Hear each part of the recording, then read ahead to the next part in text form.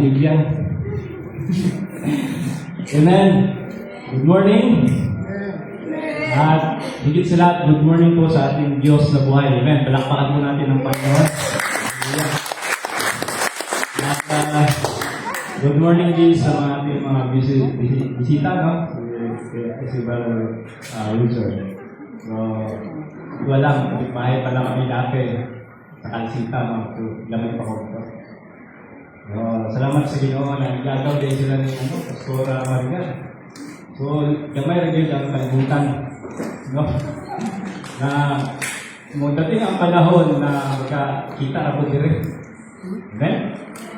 Gamay rin yun ang kalibutan. So, salamat sa Ginoo sa presensya sa matag-usa at sa ating mga kaitsunan yan sa Luque, sa Pilos, sa Intiyo at dito pa siya.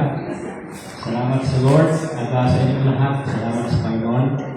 Sila Junel, ang pamilya at Cosmo.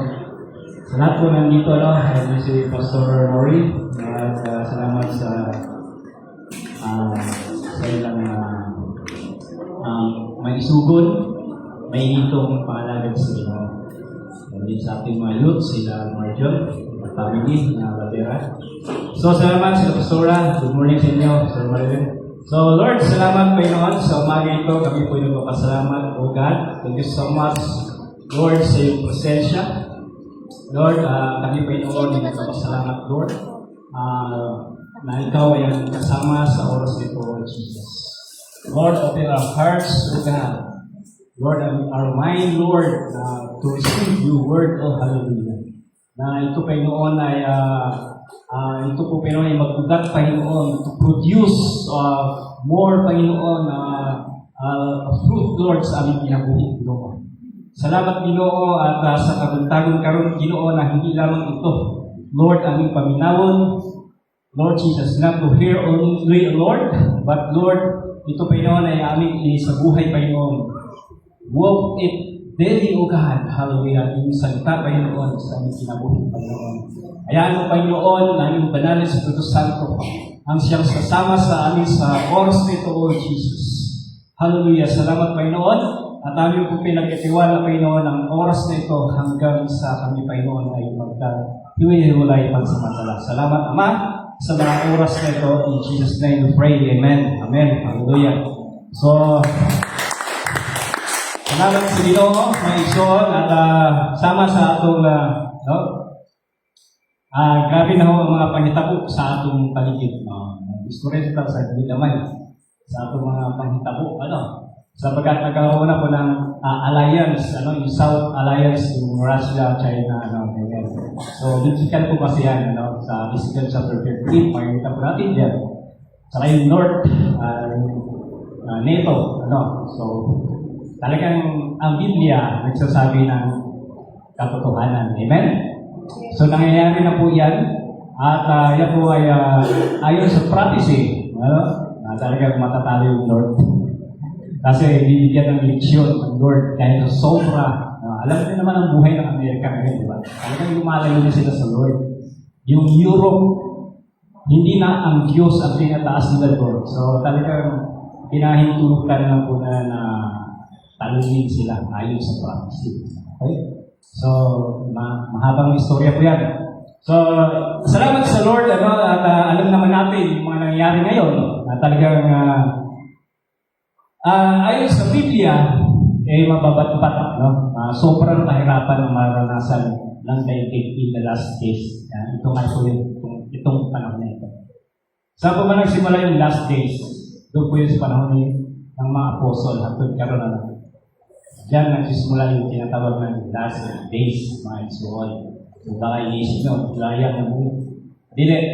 So, pero kita, nanata sa inaduulan na para sa atong pagbalik sa atong Ginoo. Excited. Excited na ba kamo na kamo ay makauban sa Ginoo? Amen? Sapagkat ang sabi ng Panginoong Jesucristo, kung nasaan ako ay naroroon din kayo. Amen. Chapter 14 ng John. Kung asa atong Ginoo adto pud ikaw. Hallelujah. Kasi gusto mong ban sa Ginoo. Daghan ng nangandoy ng rapture, mga isuon. Pag tumingin ka sa social media, puro rapture, rapture, rapture. Hallelujah. Pero ang importante, ang matapusan sa ato ay handa, ready na. Amen? Baka kahit kaya natin na-rapture, hindi pa na tayo ready. Hallelujah. Kaya nga mga igsoon, ang church natin na ito ay atin kong itintaas ang atong Ginoong Jesucristo lamang. Amen? Huwag kang magtaas diri og tao, huwag kang magtaas diri og simbahan, kundi ang atong gitaas, ang atong mangluluwas kasi Jesucristo ang ating Panginoon. Hallelujah. Amen. Glory to Jesus. Sapagkat wala po mga pagliligtas sa sanlibutan ito ng kasang katahuan na ito, kundi ang ating Panginoon. Sa iyong pagpananampalataya sa ating Diyos, sa ating Panginoon Jesucristo, ikaw ay maliligtas. Makasama ka sapagkat ang ating tunay na tahanan ay doon sa kalangitan. Amen? Philippians 3 verse 20, sabi doon, ang totoo ng itong citizenship, ikaw, ako, tayo lahat dito. Ang ating totoong tirahan ay doon sa langit. Hallelujah. Kaya kung na naghihirap ka man ngayon, tanggapin mo na yan. Kung ikaw man ngayon, inuusog ngayon, tanggapin mo na yan. Sapagkat hindi yan ang dito ang ating tirahanan. Hallelujah. Sapagkat ang totoo, yung pupuntahan ay ang langit. Hallelujah. Amen? Purihin ang Diyos. Hallelujah. Yawa po kang mabahala kung walang pera ngayon. Amen? Wag ka mabahala kung wala ka sa ngayon. Kung mayaman ka sa harap ng Diyos. Hallelujah. Amen? Woo! Purihin ang Panginoon. Ganyan kabuti ang Diyos, mga isuon. Ganyan kabuti ang ating Panginoong Jesucristo. Nag-alay siya ng buhay doon sa cross ng Calvario. Alang-alang sa iyo at sa akin. Para ikaw naluwas. Hallelujah, sa impyerno. Na nanggalagablag na apoy sa impyerno. Glory to Jesus. Amen. Kaya ang ating Panginoon Jesucristo lamang ang itinataas dito sa church na ito. Hallelujah. Purihin ang Panginoon. Glory to Jesus. Mga ison, ngayon na ang panahon. Hindi na ho panahon ngayon. Sabi nga doon sa mga kanta natin, hindi na panahon ng pag-backslide. Amen? Panahon na ngayon na tayo muli dumugtog, maglingkod sa Diyos. Glory to Jesus. Maraming mga pagsubok. Galit na galit si Satan sa mga Kristiyano. Tandaan mo natin yan. Galit na galit. Lahat ng paraan ginagawa niya, temptation, lahat yan, dadaan ka sa ganung bagay. Hoy, umahimik ka. Purihin ang Diyos. Hallelujah.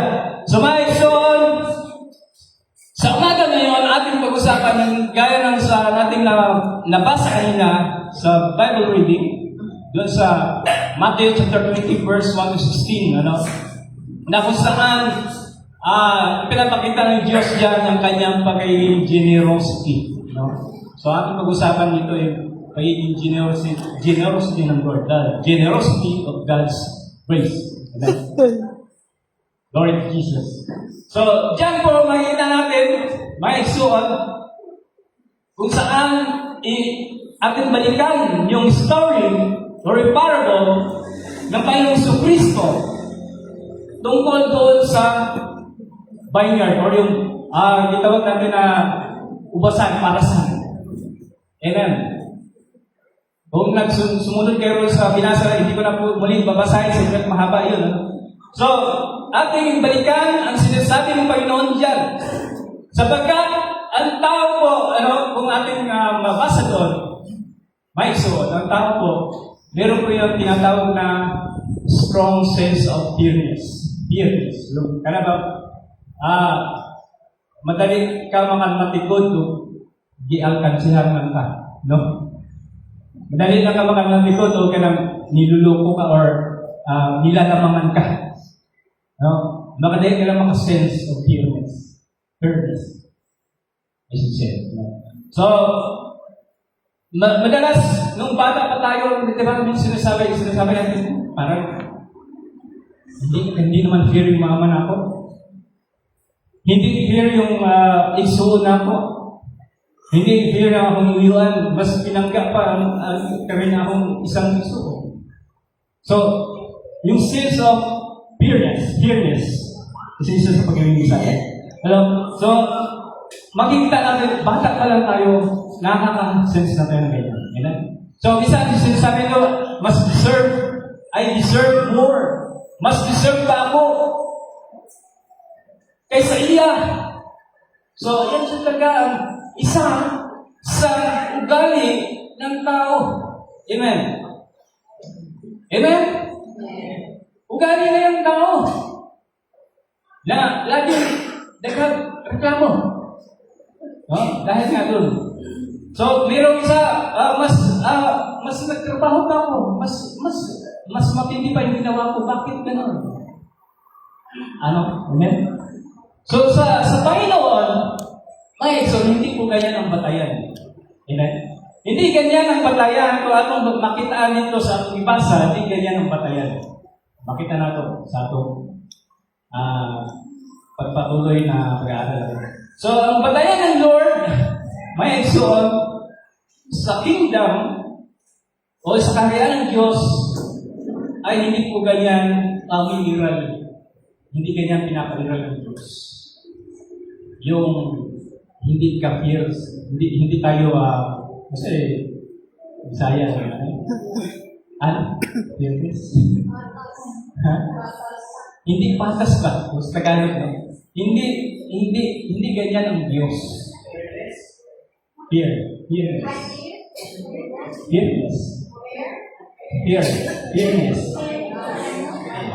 Unfair. Parang ganun ba? Okay. So, hindi patas, hindi ganyan ang Diyos. Hindi ganyan ang pamalakad ng Diyos. Hindi katulad ng tao.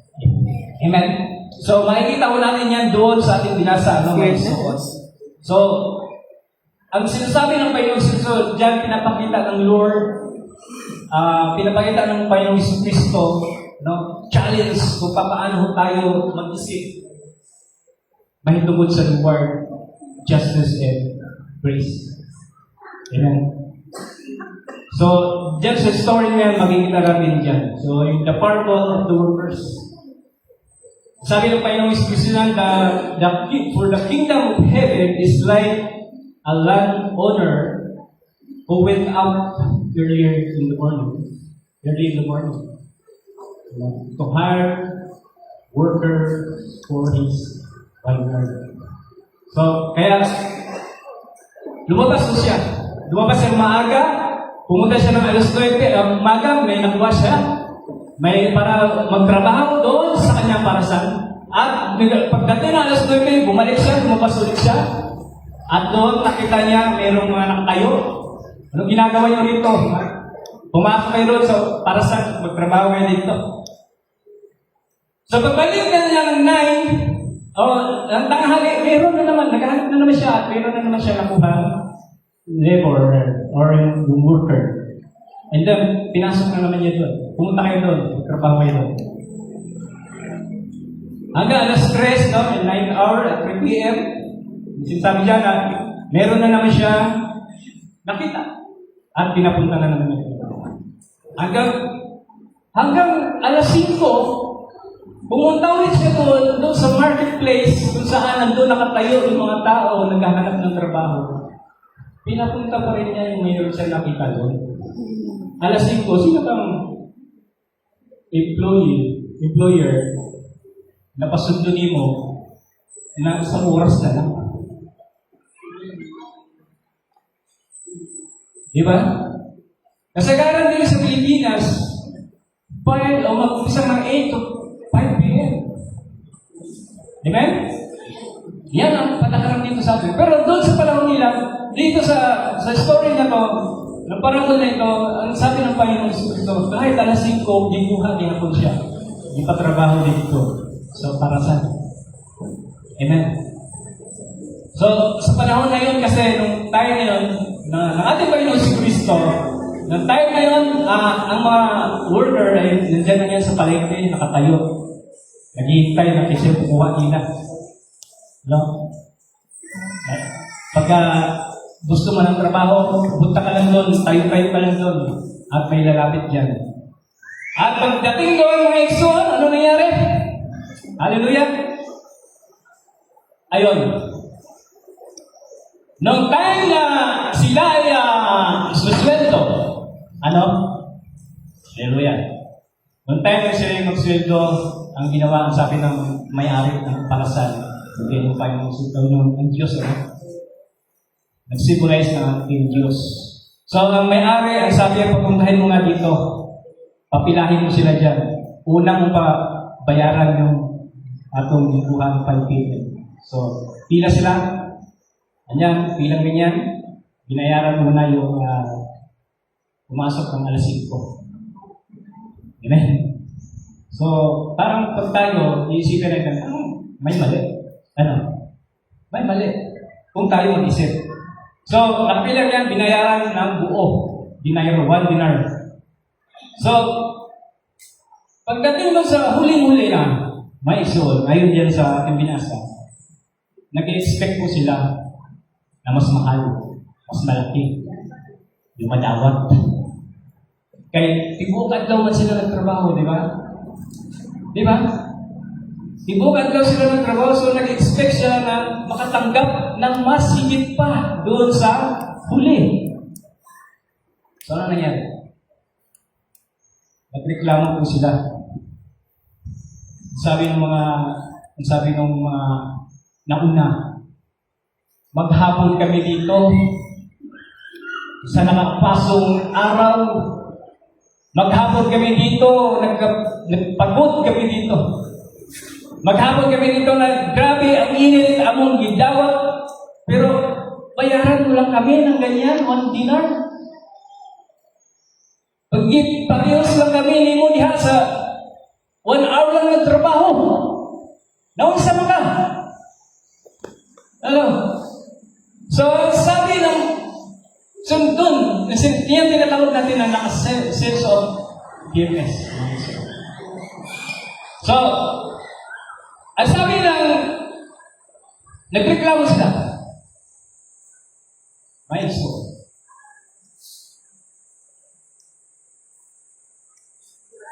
Kaya may iso, sabi ng Panginoon si President sa last verse, sabi ng, ang mga nauna ay mahuli. At ang mga nauna, mag-repeat ba? Ang mga nauna ay mahuli. At ang mga nahuli ay mauuna. Amen? Hallelujah, pray ng Lord. So, yung the vineyard na nag-represent ng kingdom ng Lord, may suon. Di ba? Yung may-ari meron siyang vineyard, yung para sa.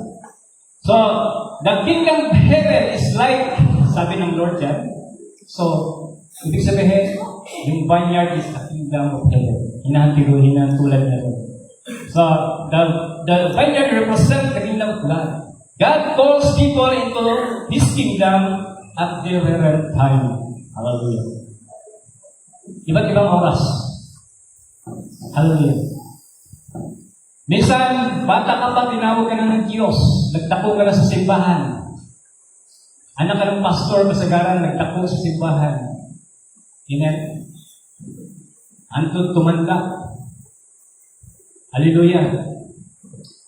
So, nag-serve na siya ng maraming panahon, taon sa Panginoon. Dahil nagbata siya. Maaga siyang pumasok na imbitahan doon sa kingdom, doon sa vineyard, doon sa parasan. Hallelujah. At ang iba naman ay late na sa kanyang kinabuhi. Bago sila insulot sa kingdom ng Lord.